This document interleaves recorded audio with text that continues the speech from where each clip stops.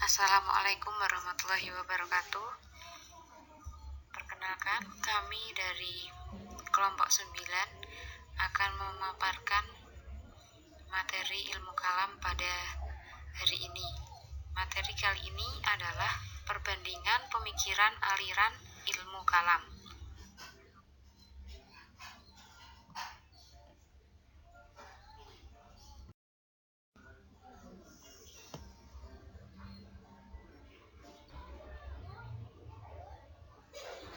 Sebelum ke materi, kami akan memperkenalkan anggota dari kelompok kami.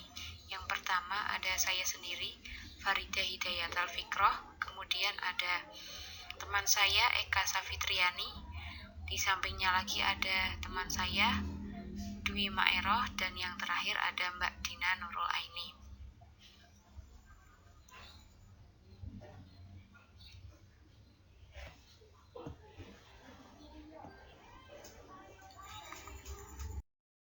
Pada kesempatan kali ini kita akan belajar mengenai perbandingan pemikiran.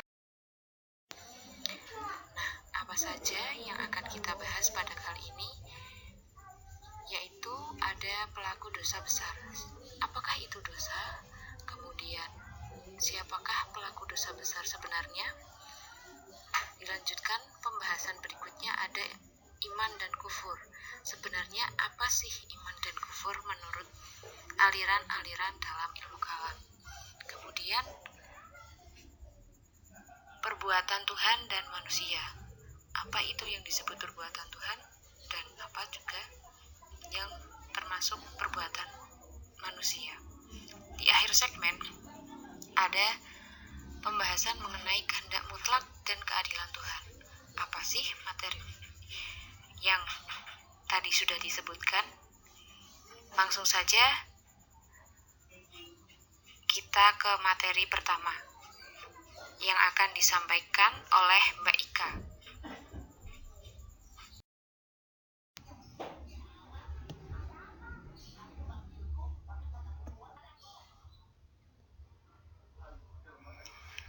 Assalamualaikum warahmatullahi wabarakatuh. Perkenalkan, nama saya Eka Safitriani, NIM 2618103. Di sini saya akan mencoba memaparkan tentang pelaku dosa besar dalam ilmu kalam. Apa itu dosa? Kata dosa berasal dari bahasa Sanskerta, yang dalam bahasa Arabnya disebut anzanbu, al-ismu atau al-jurmu. Menurut istilah ulama fuqaha atau dalam artian ahli hukum Islam, dosa adalah akibat tidak melaksanakan perintah Allah Subhanahu wa taala yang hukumnya wajib dan mengerjakan larangan Allah yang hukumnya haram. Ulama fuqaha sepakat bahwa dosa besar adalah dosa yang pelakunya diancam dengan hukuman dunia, azab di akhirat, dan dilaknat oleh Allah Subhanahu wa taala dan Rasulullah.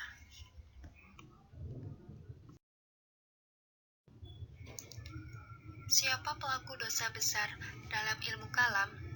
Menurut beberapa aliran diantaranya yaitu Khawarij, Murji'ah, Mu'tazilah, Asy'ariyah, Maturidiyah, dan Syiah Zaidah.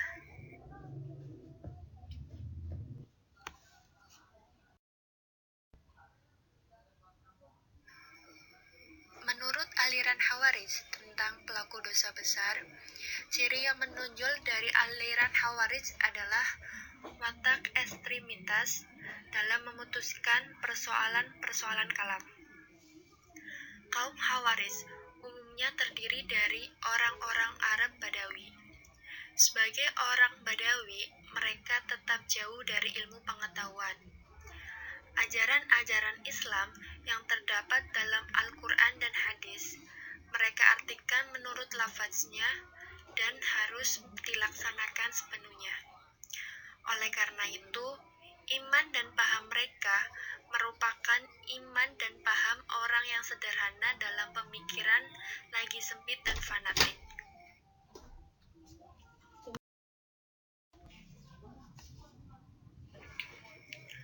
Selanjutnya, golongan dalam kalangan Khawarij diantaranya Al-Muhakimah, Al-Zarikah, An-Najdah, dan Al-Sufriyah.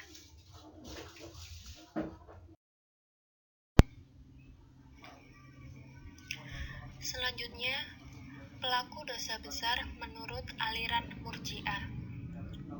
Pandangan aliran Murji'ah tentang status pelaku dosa besar dapat ditelusuri dari definisi iman yang dirumuskan oleh mereka.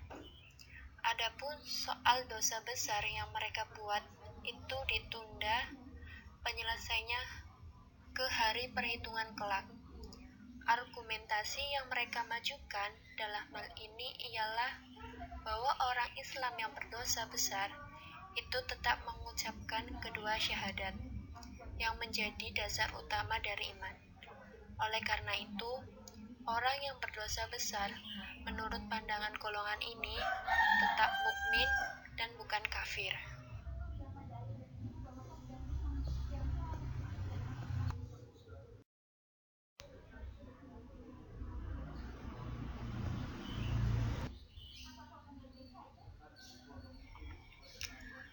Pelaku dosa besar menurut aliran Mu'tazilah. Kemunculan aliran Mu'tazilah dalam pemikiran teologi Islam diawali oleh masalah yang hampir sama dengan Khawarij dan Murji'ah, yaitu mengenai status dosa besar. Setiap pelaku dosa besar menurut Mu'tazilah berada di posisi tengah di antara posisi mukmin dan kafir. Posisi menengah bagi berbuat dosa besar juga erat hubungannya dengan keadilan Tuhan. Pembuat dosa besar bukanlah kafir, karena ia masih percaya kepada Tuhan dan Nabi Muhammad, tetapi bukanlah mukmin karena imannya tidak lagi sempurna. Dosa besar menurut pandangan Mu'tazilah adalah segala perbuatan yang ancamannya disebutkan secara tegas dan nas. Sedangkan dosa kecil adalah sebaliknya, yaitu segala ketidakpatuhan yang ancamannya tidak tegas dan nas. Tampaknya, Mu'tazilah menjadikan ancaman sebagai kriteria dasar bagi dosa besar maupun kecil.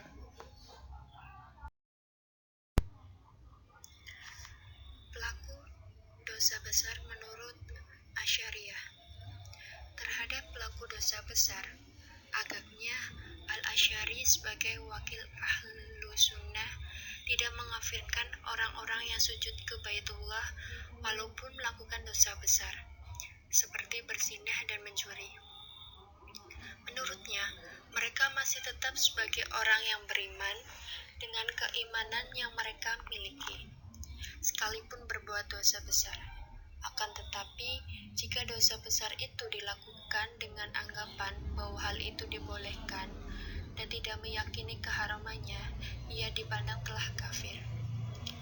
Adapun balasan di akhirat kelak bagi para pelaku dosa besar, apabila ia meninggal dan tidak sempat bertobat, maka menurut Al-Asy'ari hal itu tergantung pada kebijakan Tuhan yang Maha Berkehendak mutlak.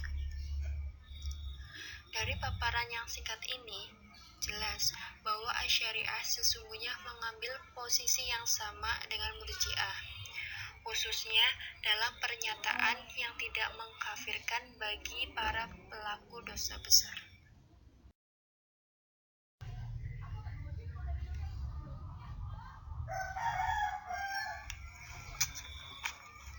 Pelaku dosa besar menurut Maturidiyah. Al-Maturidi berpendapat bahwa orang yang berdosa besar itu tidak kafir dan tidak kekal di dalam neraka, walaupun ia mati sebelum bertobat. Hal ini karena Tuhan telah menjanjikan akan memberikan balasan kepada manusia sesuai dengan perbuatannya. Kekal di dalam neraka adalah balasan bagi orang yang berbuat dosa syirik. Karena itu, perbuatan dosa besar selain syirik tidaklah menjadikan seseorang kafir atau murtad. Aliran Maturidiyah terdapat dua golongan, yaitu golongan golongan Samarkand dan golongan Bukhara.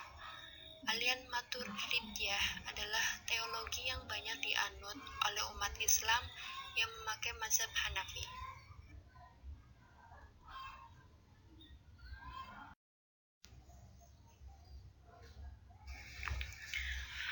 Pelaku dosa besar menurut Syiah Zaidiyah. Penganut Syiah Zaidiyah percaya bahwa orang yang melakukan dosa besar akan kekal dalam neraka jika dia belum tobat dengan tobat yang sesungguhnya. Dalam hal ini, Syiah Zaidiyah memang dekat dengan Mu'tazilah.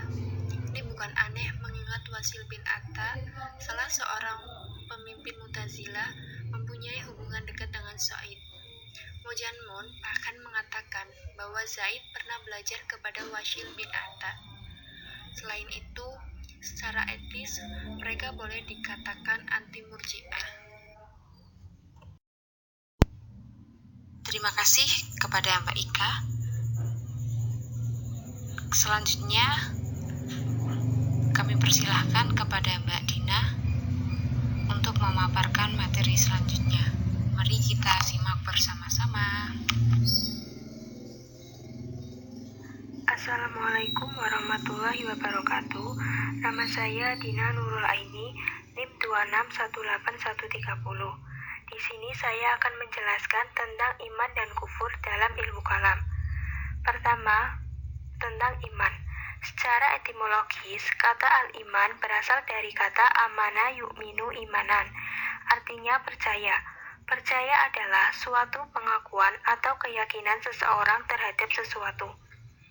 Adapun makna iman dari segi istilah ialah pembenaran atau pengakuan hati dengan penuh yakin tanpa ragu-ragu akan segala apa yang dibawa oleh Nabi Muhammad SAW yang diketahui dengan jelas sebagai ajaran agama yang berasal dari wahyu Allah. Ada dua risiko akan dihadapi setiap orang yang memiliki kepercayaan terhadap sesuatu. Yang pertama, kebahagiaan dan keberuntungan. Yang kedua, kerugian dan kehancuran. Kebahagiaan dan keberuntungan yang dimaksud adalah apabila orang meyakini dan kepercayaan pada sesuatu, kemudian sesuatu yang diyakini dan dipercayai itu sesuai dengan keyakinannya atau antara keyakinan dan kenyataan itu bersesuaian. Dengan demikian, orang itu akan mendapat keberuntungan atau kebahagiaan. Yang dimaksud dari kerugian dan kehancuran ialah sebaliknya. Jika seseorang meyakini dan percaya kepada sesuatu, setelah dibuktikan tidak sesuai dengan keyakinan dan kepercayaan, ia akan rugi dan hancur. Konsep iman terbagi menjadi 3 golongan, yaitu pertama, iman sebagai tasdik di dalam hati akan wujud Allah dan keberadaan Nabi atau Rasul Allah. Kedua, iman sebagai tasdik di dalam hati dan diikrarkan dengan lidah. Ketiga, iman sebagai tasdik di dalam hati, ikrar dengan lisan, dan dibuktikan dengan perbuatan.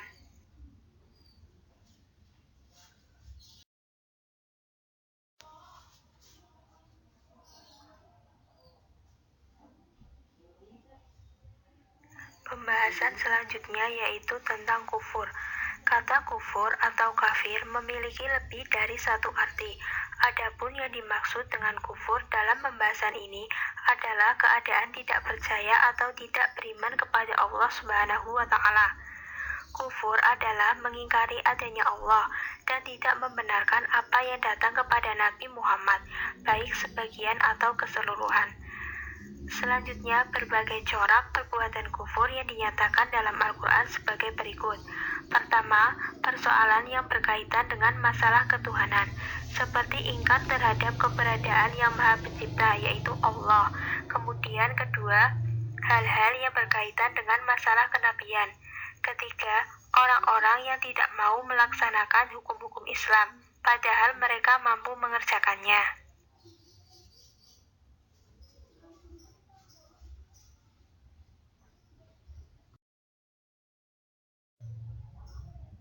Pembahasan yang terakhir yaitu pendapat beberapa aliran teologi tentang iman dan kufur. Pertama, aliran Khawarij. Kaum Khawarij adalah kaum pengikut Ali bin Abi Thalib yang keluar dari barisan Ali karena tidak setuju dengan kebijaksanaan Ali bin Abi Thalib yang menerima tahkim. Kedua, aliran Mu'tazilah. Kaum Mu'tazilah berpendapat bahwa orang mukmin yang mengerjakan dosa besar dan mati sebelum bertaubat, maka ia bukan termasuk mukmin dan bukan pula kafir, tetapi dihukum sebagai orang yang fasik. Ketiga, aliran Asy'ariyah. Menurut Asy'ariyah, iman adalah tasdik bil alqab, membenarkan dengan hati. Unsur iman adalah tasdik, qaul, dan amal. Persyaratan minimal untuk adanya iman hanya tasdik, yang jika diekspresikan secara verbal akan berbentuk syahadatain.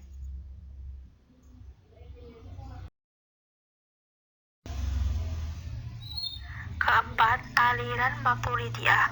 Menurut Al-Maturidi, sebagai suatu penegasan bahwa iman tidak cukup hanya dengan perkataan, sementara kalbu tidak beriman. Apa yang diucapkan oleh lidah dalam bentuk pernyataan iman menjadi batal apabila hati tidak mengakui ucapan lidah.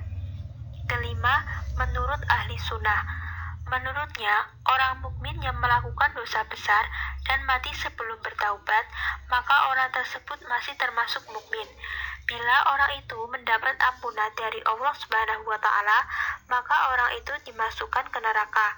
Akan tetapi untuk sementara, sebagai menebus dosa daripada akhirnya nanti akan dikeluarkannya untuk selanjutnya ke dalam surga.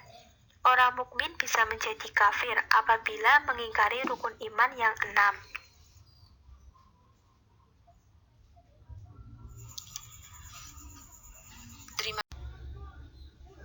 Assalamualaikum warahmatullahi wabarakatuh. Perkenalkan, kami dari kelompok 9 akan memaparkan materi ilmu kalam pada hari ini. Materi kali ini adalah perbandingan pemikiran aliran ilmu kalam.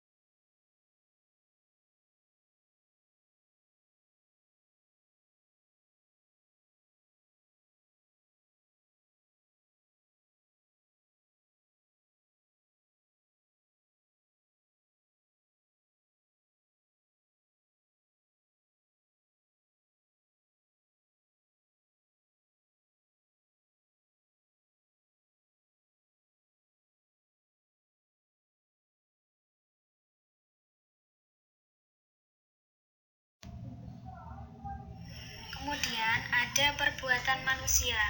Ada beberapa aliran yang berpendapat mengenai perbuatan manusia. Yang pertama ada aliran Jabariyah. Aliran Jabariyah ini terbagi menjadi dua.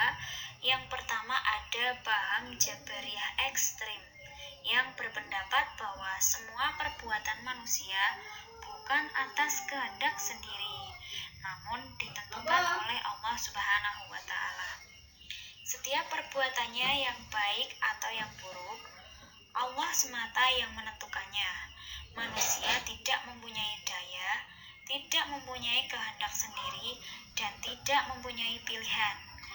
Sedangkan paham Jabariyah moderat berpendapat bahwa Tuhan menciptakan perbuatan manusia, baik perbuatan jahat maupun perbuatan baik, tetapi manusia mempunyai peranan di dalamnya. Inilah yang dimaksud dengan kasab.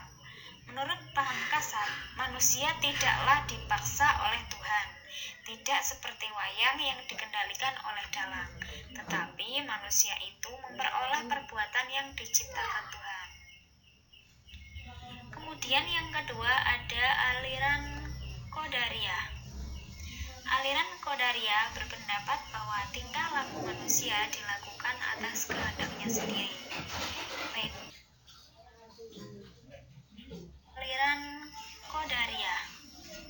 Aliran Qadariyah berpendapat bahwa tingkah laku manusia dilakukan atas kehendaknya sendiri, baik perbuatan buruk maupun perbuatan baik. Oleh karena itu, ia berhak mendapatkan pahala sebagai ganjaran atas perbuatan baiknya, dan sebaliknya ia mendapat dosa sebagai ganjaran atas perbuatan buruknya.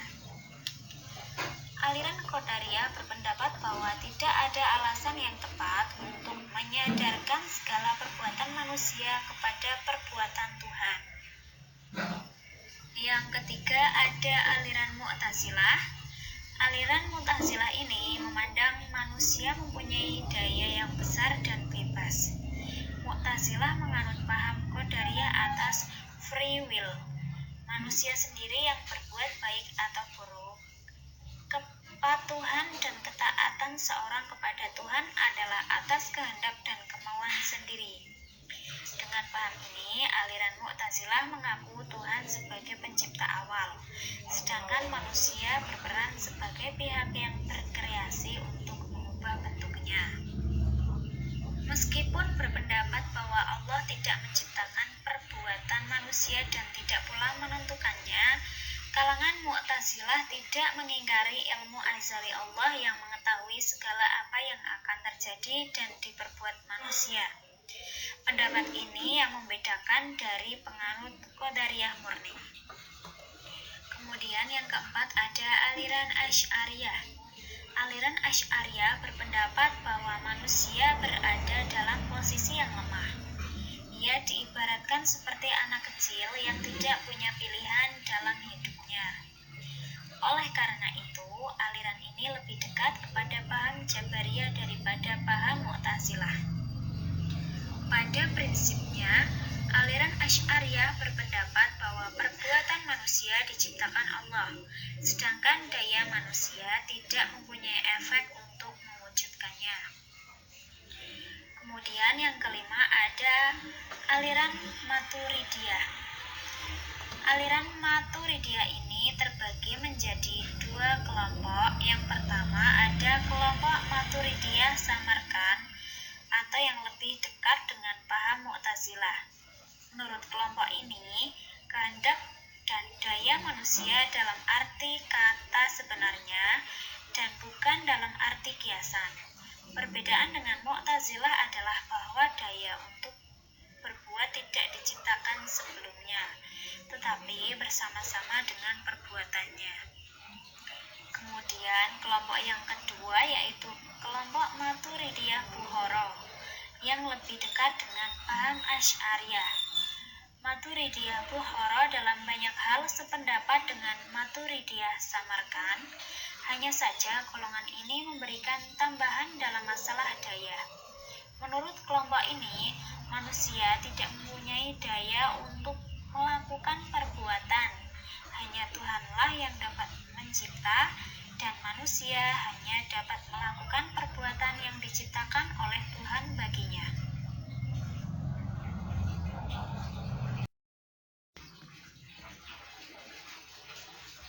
Kepada Mbak Mairoh, kami ucapkan terima kasih. Sebelum di penghujung pembahasan, masih ada satu lagi pembahasan yang akan kita paparkan, yaitu mengenai kehendak mutlak dan keadilan Tuhan. Sebenarnya apa sih kehendak mutlak dan apa juga yang dimaksud keadilan Tuhan? Kita akan coba memaparkan satu persatu. Yang pertama, kehendak mutlak. Dalam memahami kehendak mutlak dan keadilan Tuhan, aliran Maturidiyah terpisah menjadi dua aliran, yaitu aliran Maturidiyah Samarkand dan Maturidiyah Bukhara. Kehendak mutlak Tuhan menurut Maturidiyah Samarkand dibatasi oleh keadilan Tuhan. Tuhan adil mengandung arti bahwa segala perbuatannya adalah baik dan tidak mampu untuk berbuat buruk serta tidak mengabaikan kewajiban-kewajibannya terhadap manusia. Adapun Maturidiyah Bukhara berpendapat bahwa Tuhan mempunyai kekuasaan mutlak. Tuhan berbuat sekehendaknya sendiri. Ini berarti bahwa alam diciptakan Tuhan tidak untuk kepentingan manusia. Atau dengan kata lain, keadilan Tuhan bukan diletakkan untuk kepentingan manusia, tetapi Tuhan sebagai pemilik mutlak. Berikutnya, mengenai keadilan Tuhan. Aliran yang paling keras mempertahankan keadilan Tuhan adalah aliran Mu'tazilah, dan mereka merasa bangga dinamai Ahlul Adl. Keadilan Tuhan menurut mereka dikaitkan dengan pemenuhan hak-hak hamba dan kebijakan Tuhan dalam berbuat. Paham keadilan Tuhan banyak tergantung pada paham kebebasan manusia dan paham kekuasaan, serta kehendak mutlak Tuhan. Hal ini terjadi karena kepercayaan mereka yang besar pada kekuatan akal dan kemerdekaan, serta kebebasan manusia yang pada gilirannya bertendensi dalam meninjau wujud kebebasan manusia dari sudut rasio dan kepentingan manusia. Menurutnya, semua makhluk lainnya diciptakan Tuhan untuk kepentingan manusia. Oleh sebab itu, manusia harus diberi kebebasan dalam menempatkannya. Mengingat kebebasan bagi manusia adalah sesuatu yang tidak terhingga nilainya, dan kebebasan yang diberikan Tuhan juga sebagai dasar pertanggungjawaban manusia kelak atas apa yang telah ia perbuat selama di dunia. Dari sini, terlihatlah keadilan Tuhan. Tuhan akan memasukkan manusia ke surga karena memang hal itu telah ia pilih melalui perbuatan-perbuatan yang dilakukannya selama di dunia, dan sebaliknya, dia akan memasukkan manusia ke neraka karena pilihannya selama di dunia juga.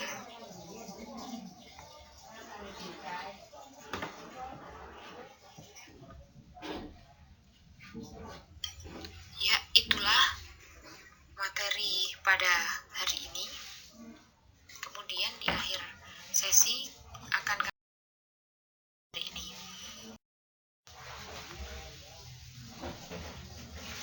Kesimpulannya adalah berbagai aliran dalam ilmu kalam telah berpendapat tentang perbuatan Tuhan, seperti aliran Mu'tazilah, Asy'ariyah, dan aliran Maturidiyah.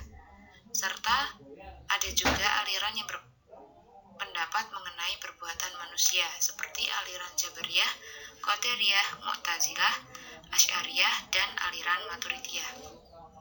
Allah Subhanahu wa Ta'ala pastilah melakukan perbuatan. Buktinya yaitu dengan adanya alam semesta beserta isinya. Apabila dikatakan bahwa Allah memiliki kewajiban apa dan kewajiban terhadap siapa? Allah Subhanahu wa Ta'ala Maha berkehendak. Allah Subhanahu wa Ta'ala dapat melakukan apapun sesuai dengan kehendaknya. Oleh karena itu, Allah Subhanahu wa Ta'ala tidak memiliki kewajiban apapun dan kewajiban terhadap siapapun. Namun sebaliknya, manusialah yang memiliki kewajiban untuk taat dan patuh kepada Allah Subhanahu wa Ta'ala. segala perbuatan yang dilakukan manusia harus sesuai dengan apa yang diperintahkan Allah. Baik dan buruk perbuatan yang dilakukan manusia akan dipertanggungjawabkan di akhirat kelak. Mungkin yang dapat kami sampaikan. Untuk selanjutnya akan ada sesi tanya jawab